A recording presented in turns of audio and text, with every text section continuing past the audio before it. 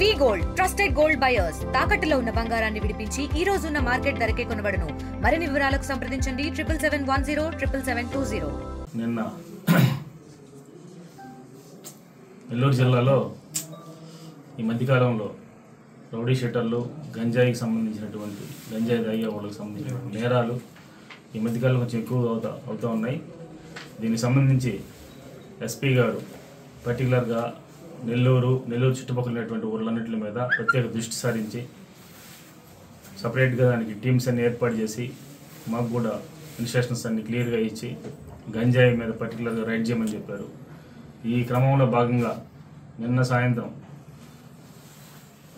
6 గంటల టైంలో మన వెంకటేశ్వర ఇంజనీరింగ్ కాలేజ్ దగ్గరలో ఉన్నటువంటి గండవరం ఫ్లైఓవర్ దగ్గర 2 వ్యక్తులను అదుపులోకి తీసుకున్నాం.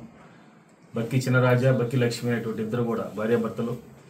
ఇద్దరు కూడా నెల్లూరులోని డైకాస్ రోడ్లో ఫ్యామిలీ ఉంటారు.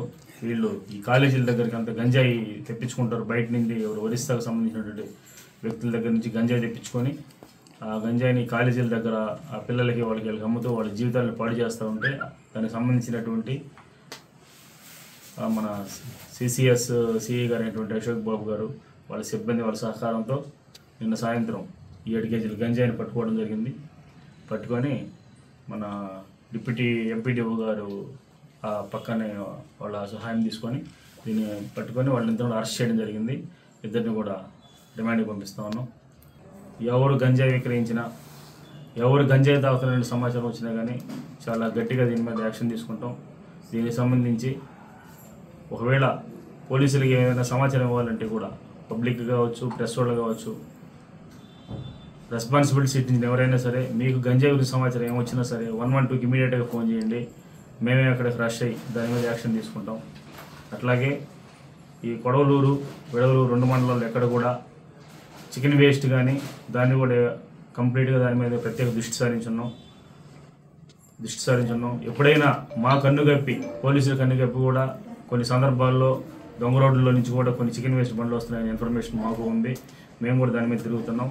అట్లాగే పబ్లిక్ కానీ ప్రెస్ వాళ్ళు కానీ మీకు ఏదైనా కూడా సమాచారం వచ్చినా సరే మాకు కొద్దిగా సమాచారాన్ని పాస్ చేస్తే వెంటనే మేము దాన్ని రష్ అయ్యి వాళ్ళు పట్టుకొని వాళ్ళు సీజ్ చేసి వాళ్ళ మీద కేసులు కట్టి అట్లాగే రైతుల మీద కూడా కేసులు బుక్ చేస్తాం దీన్ని సందర్భించే. కాబట్టి చికెన్ వేస్ట్ వేయించుకునేటువంటి రైతులు ఎవరు ఉంటారో రైతులు కూడా జాగ్రత్తగా ఉండండి.